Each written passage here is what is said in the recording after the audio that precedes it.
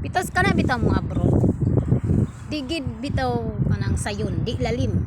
Maong kamo diha mo abroad na adyo sa makadaghan. Kay og di mo fighters inyong kinabuhi o giniabot nyo dinhi may stress mo sa kadaghan sa inyong trabaho, tapos stress pa mo siyang amo.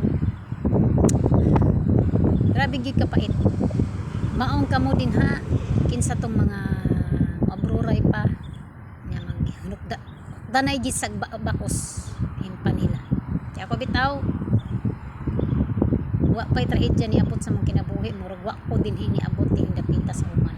Pero God bless lang gihapon ko kay i-bless ko bisa pag sa kapuan sa kong amo. Okay gihapon sila. Salamat.